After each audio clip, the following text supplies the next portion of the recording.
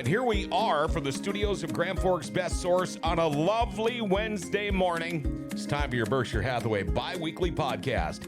Realty expert Caitlin Ramseth is standing by. We're going to have a chat with her right after this. What would tomorrow look like if you sold your house today? Maybe you'd move to a new city or a new country. Maybe you'd pick up birding or birdies. You could get into wine, not that into wine, or skiing, warmer skiing. Or maybe you'd spend more time doing nothing at all. When you're ready for whatever comes next, we'll be ready to help you get there. Berkshire Hathaway Home Services. What would tomorrow Back look like? and welcome to the studio, realty expert Caitlin Ramseth. How you doing? I'm doing good. How are you? I'm doing wonderful. Did you have your snow boots on? Yeah, I know, right? What is all of this? I know. I was talking to the maintenance guy here at the mall, and I said, you know what? I'm thinking about moving to somewhere nicer, like know. Alaska. I think everyone is thinking that right now. That's ridiculous. They're talking we could get 6-7 inches plus in I the know next it. couple of days. I know. Oh, man. You know, I'm craving just to go play golf or like stand out in the sun. yeah. Like, You know how much this pains me not to be wearing shorts? It's getting towards the end of April, and I'm still in jeans. My legs I are know so it. white, they're almost blue. I'm used to having somewhat of a tan by now. Yep. All right. You know, I would imagine when people are buying or selling, and especially selling, there are mistakes that are made, and I'm sure there's a bunch of common mistakes that are made when you're selling, but are there any ways to avoid some of these common mistakes when you're selling?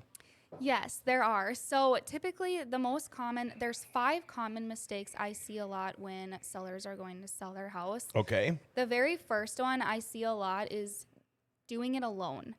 There's a lot of for sale by owners out there. Less now, which is good. I think a lot of more people are leaning towards using a realtor.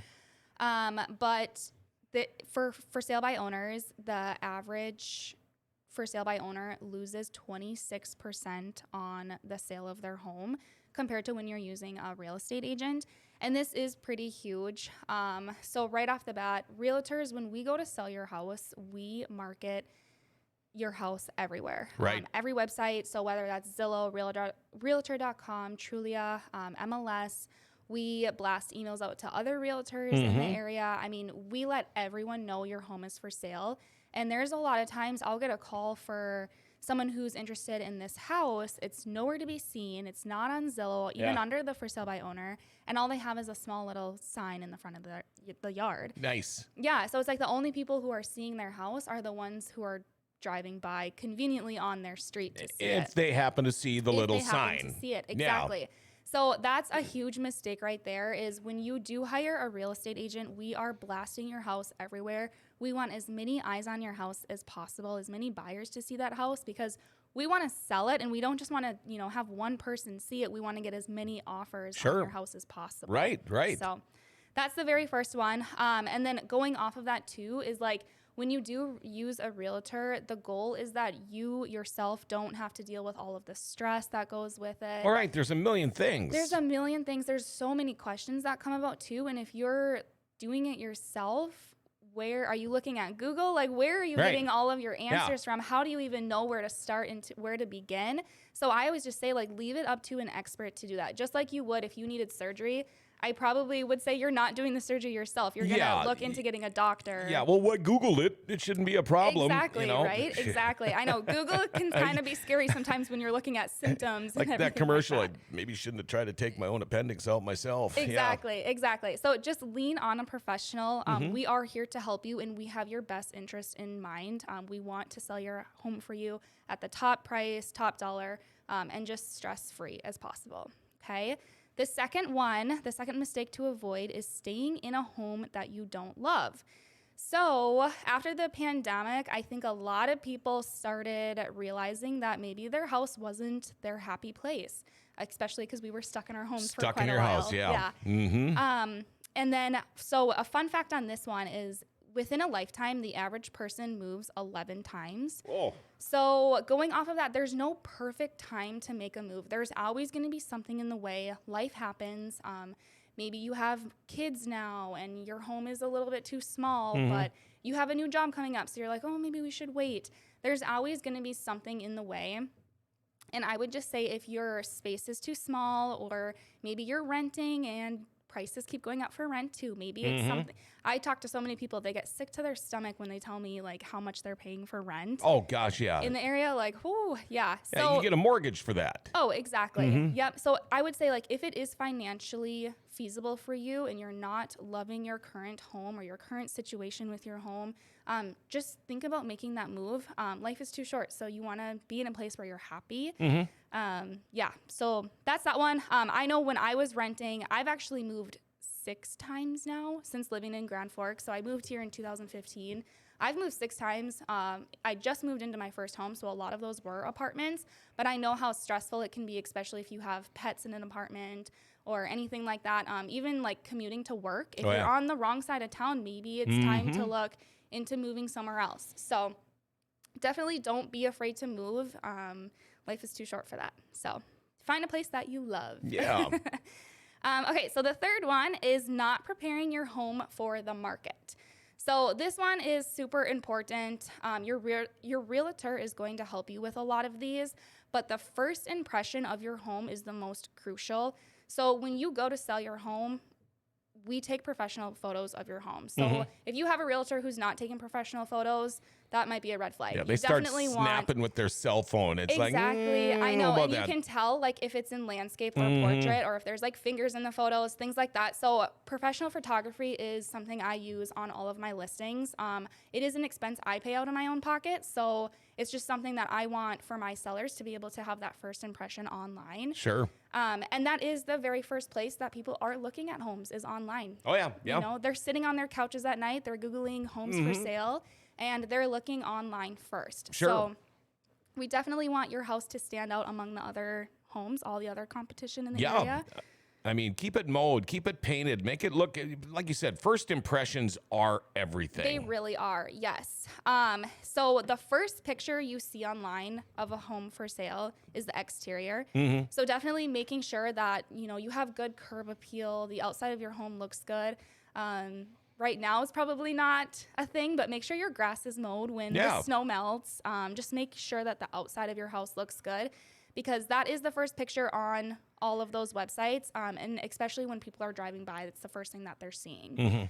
Some other things you can do to help with that is to declutter your house, clean it, a deep clean, especially if you have pets, making sure you're removing, vacuuming all the hair.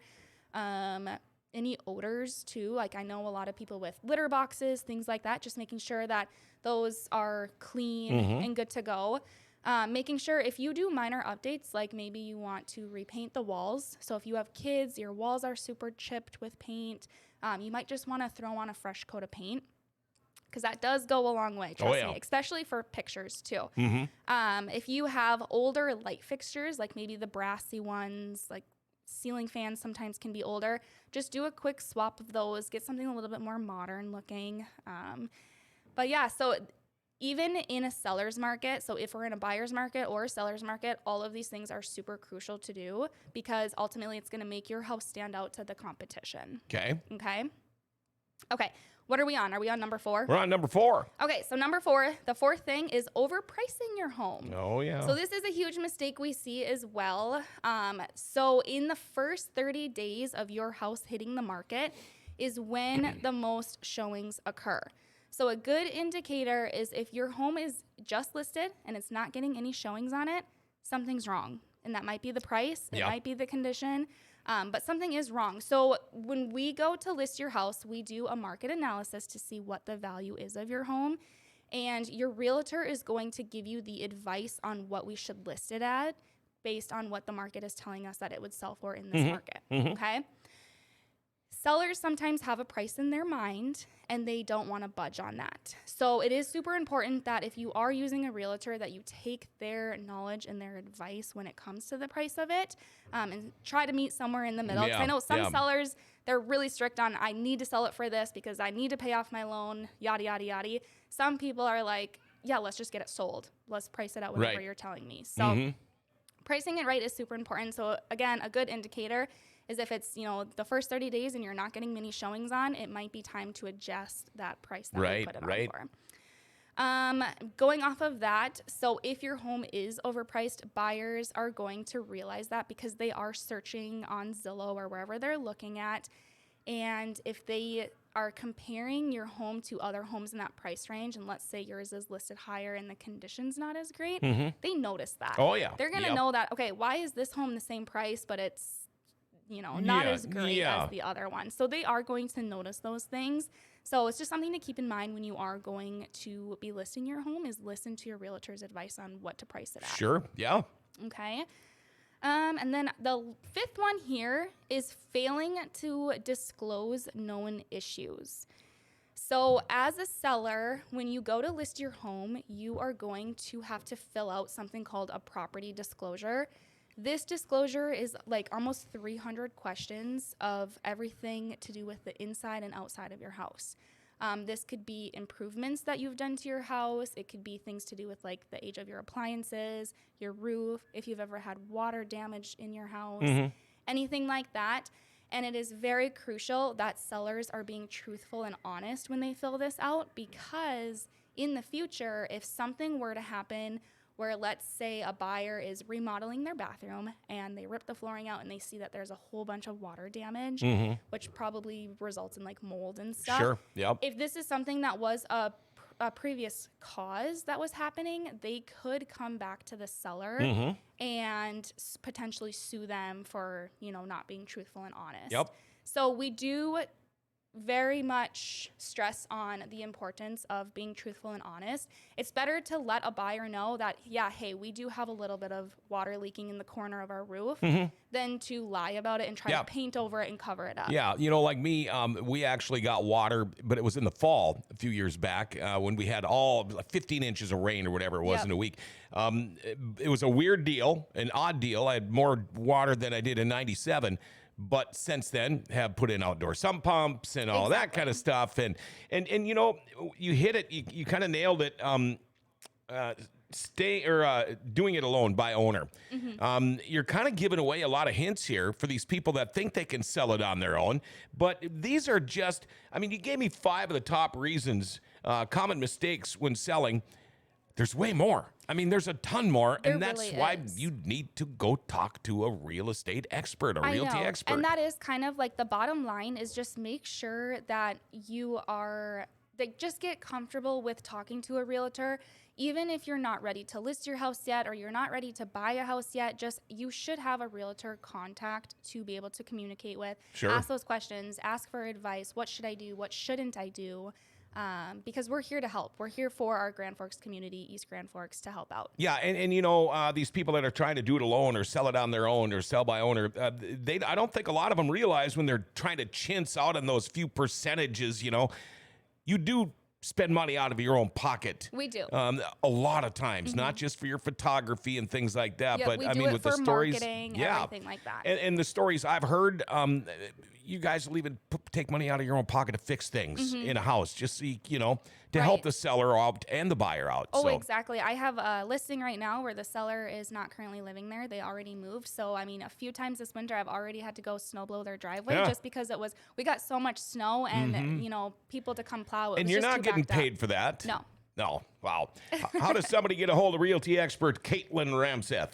So my number is 320-267-6692. You can text or call me anytime. Otherwise, if you search Caitlin Ramseth, I am on all social media platforms. Well, I'm hoping the snow kind of tapers off a little bit because we've got a date again on Friday morning. Yes, we do. All right. Until then, take care. You too.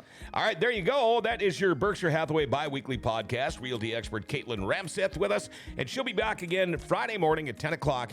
Until then, don't put the snow shovels away yet. We'll see you Friday.